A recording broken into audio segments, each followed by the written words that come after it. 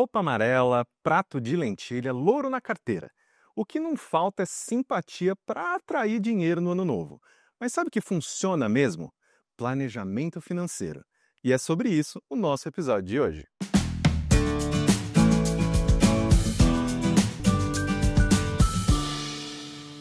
Olá, pessoal. Eu sou o Caio Corrêa e está começando o Lifelong Cast, o podcast do profissional em constante movimento. Um programa da SPM para você se preparar para o futuro do trabalho e dos negócios. 2025 está chegando ao fim e você já deve estar traçando metas e se planejando para o próximo ano, certo? E claro que entre suas preocupações deve estar sua vida financeira. Então, para ajudar nessa tarefa tão importante de planejamento das finanças, eu convidei a Paula Sauer, professora do Master em Comportamento do Consumidor da ESPM. Paula, seja muito bem-vinda ao Lifelong Cast. Muito obrigado por ter aceitado o nosso convite. Eu que agradeço estar aqui. Querida, vamos finalizar o ano então, que esse é o último episódio de 2025, falando sobre um dos aspectos mais importantes para 2026, para muita gente que está nos ouvindo, para muita gente que está nos assistindo nesse momento. Por que é tão importante se organizar financeiramente? Porque, na verdade, quando a gente fala se organizar financeiramente, a gente está se organizando para a vida, né? O dinheiro faz parte da vida da gente. Então, na hora que você começa a se planejar financeiramente, você está fazendo plano para o futuro, plano para o ano que chega, plano para terminar o ano, você está pensando o que você vai pagar, como que você vai pagar, o que você vai comprar, o que você vai poder fazer. Então, se planejar financeiramente é, de alguma maneira, se organizar a vida para o ano que está chegando. Exatamente. E pensando num passo a passo, né, vamos oferecer, né, esses direcionamentos para quem está nos vendo, sobre justamente se organizar financeiramente. Quais são os primeiros passos? Por onde que eu começo? Eu primeiro preciso pensar na meta ou primeiro eu olho para as minhas finanças mensais, o que eu posso tirar, o que eu posso segurar? Como que eu começo? Eu acho que a gente começa assim, primeiro contextualizando qual é a minha situação, porque não vai ter uma regra única que vai atender todo mundo, né? Então, se eu estou num contexto que eu tenho uma dívida, talvez eu tenha que priorizar essa dívida em detrimento de outras coisas. Se, por exemplo, eu não estou numa dívida, mas estou num 0 a 0, talvez seja a hora de eu começar a guardar uma grana. Se eu estou guardando já uma grana, talvez seja o momento de eu ver se eu estou na aplicação certa, rever a minha carteira, mas pensando em Brasil, né, pensando no nosso público maior aqui, o que a gente vai ter de mais chamativo vai ser uma população com bastante dívida. E aí, quando chega o final do ano, para quem é CLT, para quem tem o regime de contrato, né, que vai dar o 13º, vem aquela tentação, vou fazer um churras, vou comprar um presente, agora vamos fazer uma festa, entrou uma grana, porque a gente tem a tentação de usar o 13º salário como um dinheiro diferente do dinheiro suado que a gente ganha o ano inteiro. Mas o 13º ele vem justamente para ajudar a gente a se planejar para o próximo ano. Então, se eu tenho dívida, o 13º vem para eu planejar aqui, pagar a minha dívida dos juros mais altos para os juros mais baixos, cartão de crédito, cheque especial e aquelas dívidas que têm uma garantia, que se eu não pagar, eu perco aquele bem, certo? E aí, sobrou uma grana, o que eu tenho que comprar, né, que vem a despesa, aquela que a gente não quer que venha, mas vem. IPTU, IPVA, material escolar, mensalidade, elas vêm. Ela vai chegar. Então, você tem que separar aquela grana para isso, você tem que se planejar para pagar aquela despesa. Por mais que você não queira, ela vem. Ela vai te encontrar e ela vai chegar. Exatamente. E é interessante quando a gente traça, né, essas prioridades, a gente coloca essas questões de justamente, ok, como que a gente se livra, né, desse peso que muitas vezes as pessoas estão carregando para efetivamente começar a construir algo. E justamente você mencionou isso e é uma coisa que até as pessoas ficam, ah, não, mas poxa, pô, meu, final do ano, tem que ser festa e tal. Quais são, além desse, né, quais são os erros mais comuns das pessoas quando a gente fala em finanças pessoais? É justamente essa falta de visão de longo prazo, é muito imediatismo? quais são os erros que você Eu acho que encara? você já entregou tudo aí. Eu acho que tem uma questão aí. Primeiro, a gente tem uma dificuldade danada de enxergar o longo prazo. Se eu perguntar para você e para o público aqui, o que que é longo prazo, cada um vai enxergar um longo prazo diferente. Sim. Isso já é uma questão aí delicada, né? Eu posso entender o longo prazo como um prazo de tempo, você entender outro, cada um enxerga um longo prazo de uma maneira. E olha só que interessante, de uma maneira geral, quanto mais novo é a pessoa, esse longo prazo é mais curto. Sim. Então, para uma criança, o longo prazo é assim: dormi, acordei, já está na hora de brincar? Dormi, acordei, já chegou o aniversário? O adolescente, o longo prazo é o final de semana. O jovem adulto é as férias, né? Então, quando ele vai poder comemorar. Então, essa questão de longo prazo já é diferente. Mas a outra questão é assim: a gente, de uma maneira geral, também é muito otimista. Então, a gente não se organiza, a gente acha que no fim tudo vai dar certo. Que Deus ajuda, que o meu anjo da guarda me ajuda. Não, que Deus protege, que quem cedo madruga, Deus ajuda quem cedo madruga. Então, a gente acaba sendo muito otimista e achando que no fim das coisas tudo vai dar certo, mesmo que a gente não se planeje. Então, esse é um erro importante. O outro erro, a gente já falou, que é a questão de usar o dinheiro extra, o 13º, o bônus, algum dinheiro que chegue diferente, de uma maneira diferente, como se ele fosse esse dinheiro é sagrado, é encantado. Não, não é, ele é dinheiro como qualquer outro, né? Então, se chegou uma grana extra, eu estou com uma dívida, uau, vou pagar a dívida. Não, mas esse dinheiro aqui é meu 13º, pô, esse é meu bônus, vou fazer uma festa e tal. Tá errado, né? A gente gosta de se presentear, faz todo sentido, mas nessa hora a gente precisa pôr o pé no chão. E Paula, como que a tecnologia e os aplicativos financeiros eles podem ajudar na organização e no cumprimento dessas metas financeiras, né? Isso é uma coisa que eu já tive, assim, meu avô era o cara do, né, do caderno, aquele monte de papelada e tal, não sei o que tem, e eu ficava com tanto receio daquilo que eu falei, não, nunca eu vou fazer isso na minha vida, eu odeio esse negócio.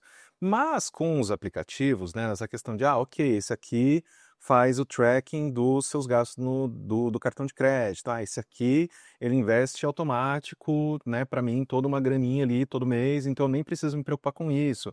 Você acredita que a tecnologia e esses aplicativos eles podem nos ajudar, eles podem nos, às vezes, facilitar e tirar o atrito para que a gente comece a ter esse tipo de organização? Ai, delícia, fala disso. Olha, o seu avô, ele fazia tudo certinho. A minha mãe faz exatamente como o seu avô faz. Ela quer organizar, ela quer planejar, mas o aplicativo para ela é complicado. O importante é fazer uma fotografia financeira. Se vai ser no caderno, se vai ser no aplicativo, se vai ser no Excel, não importa.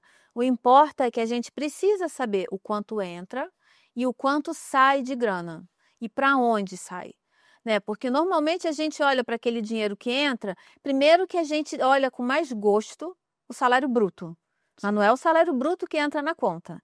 Então a gente precisa saber exatamente o quanto entra e o quanto sai e para onde sai. Quando você fala aí do débito automático, das aplicações automáticas e tal, são todos instrumentos para auxiliar a gente a ter autocontrole e mais disciplina. Tudo bem? Exato. Então, elas são excelentes, mas a gente precisa estar atento com elas também. Vou dar um exemplo. Vamos imaginar que eu viaje bastante e que para eu não perder nenhuma conta, não deixar de pagar nenhuma conta, eu tenha colocado tudo meu em débito automático. Luz, gás, água, telefone, net, internet, botei tudo em débito automático. E aí, fui deixando. A minha vida mudou e as contas continuam em débito automático. Aí hoje eu tenho uma internet em casa, um canal de TV em casa, que tem canal de bebê, de criança, de adolescente, de adulto, e a minha filha nem mora mais comigo. Então eu tenho 457 canais disponíveis que eu não assisto, aquele dinheiro está indo para o ralo. Tem assinatura de jornal, tem assinatura de revista, tem aquela academia que tem 24 horas por dia, 7 dias por semana em toda a galáxia, que você só paga e não vai. Que mais que pode ter em débito automático e a gente não se dá conta? Streaming. Ah, eu tenho vários streamings. Qual que você vê? Então, se por um lado eles podem ser excelentes ferramentas para te ajudar a ter disciplina, de tempos em tempos a gente precisa dar uma revisitada neles para ver se eles fazem sentido. Ah, não vou morrer por causa de R$ 100. Multiplica 100 por 12. Pensa naquele show que você não foi, porque ele custava R$ 1.200 e era uma grana. Aí você lembra da academia que você pagou 12 meses e não foi mês nenhum. Ah, mês que vem eu vou, mês que vem eu vou. Então, se por um lado esses aplicativos eles podem ser muito úteis, por outro a gente precisa sempre estar dando uma revisitada neles. Tem uma expressão que diz que pequenos vazamentos afundam grandes navios. Dizem que é do Benjamin Franklin. Ele diz que não. Mas é uma realidade. Então, não é por causa de R$ 50 que eu vou morrer. Não é por causa de R$ 100 que eu vou morrer. Mas se juntar esse pouquinho em pouquinho que você não está usando e que ele está indo para um lugar, se você botar na ponta do lápis, quanto dinheiro você deixou de usar para você ou de usar no seu planejamento efetivo, que faz sentido hoje, porque ficou ali, né, aquela procrastinação. Vou cancelar, vou amanhã, vou trocar, vou ligar. Ai, vou ligar lá para cancelar o plano. Ai, vou ligar lá para ver esse negócio da academia. Ai, semana que vem eu começo. Não, deixa virar o mês. E aí pronto, e o dinheiro vai indo embora sem a gente se dar conta. Então, débito automático é bom? É excelente. Eu tenho tudo meu em débito automático. Mas de vez em quando eu vou lá dar uma olhada. E uma outra coisa que a gente não falou aqui, que é super importante, é assim: entrou dinheiro, aplica. Precisou, resgata. Exato. Esse negócio de deixar, não, no final do mês, depois que eu pagar a conta de luz, de gás, de água, de telefone, da net, da internet, do cachorro, do pet, da coleira. Aí chega no final do mês, você fala, nossa, tô estourada, eu vou comprar um negócio para mim. Acabou o dinheiro. Tudo bem? Agora, se entrou o dinheiro, eu aplico. O que sobrou, eu vou gastar com as minhas despesas todas. Se faltar, eu tenho de onde tirar. Mas é diferente. Entrou uma grana, eu aplico. Se eu precisar, eu resgato. Até porque isso que você mencionou para mim é excelente, porque é a mesma questão do dinheiro de mentira que é o cartão de crédito, né? Boa. Que, não, o cartão de crédito ele tem limite, então vamos, né? Isso aí Mês que vem eu vejo. o Caio do futuro que se dane. Mas é justamente essa questão de, ok, esse dinheiro existe de verdade, ele está disponível, eu não tinha pensado em colocá-lo em outra coisa, porque senão acaba virando na sua vida uma sucessão de surpresas negativas, né? Ao invés de serem surpresas positivas, de olha, nossa, que legal, rendeu tanto, ou consegui tal coisa. Não, é surpresas negativas, nossa, renovou tal coisa. Puta, esqueci do IPVA, puta e tal. E aí você sempre está sempre sendo surpreso negativamente, porque de vez em quando justamente você não faz esse tracking, não faz esse ajustamento. E essa questão que você coloca de, não, entrou dinheiro, aplica e depois, né, se for necessário, retira, você coloca em si mesmo o atrito. Sim. De quando você, eu vou tirar mesmo, eu preciso mesmo desse E negócio. tem uma coisa importante também. Lá, quando eu trabalhava em banco, 1000 anos atrás, tinha assim, você quer aplicar o dinheiro? Quero. Você vai colocar na cota 4.557/32.1? Bota. Agora, se ele falar assim, você quer botar na viagem para a Patagônia? Ou você quer botar no intercâmbio para não sei o quê? Ou quer botar na obra? Opa! Na hora que eu penso em tirar grana, eu falo assim, cara, eu vou mesmo tirar o dinheiro da minha viagem para a Patagônia para comprar um tênis? Não, juro, não. Vai, deixa quieto, deixa aí. Então, se eu botar um nome para o meu objetivo, né? Então, eu tenho que ter um nome, né? Um propósito, um preço, eu tenho que saber quanto isso custa, um prazo para eu criar um plano. Se eu não tenho isso, fica o resto da vida aqui. Um dia eu vou fazer, eu tenho um sonho, eu tenho uma vontade, eu quero, e nunca que realiza. E uma coisa muito interessante, tem um aplicativo que eu uso que justamente ele faz isso. Ele coloca ali, tá aqui a sua meta, de acordo com o quanto a gente combinou que você vai colocar todos os meses, faltam 6 meses para você atingir a sua meta. Então, estamos aqui 66% da meta e tal.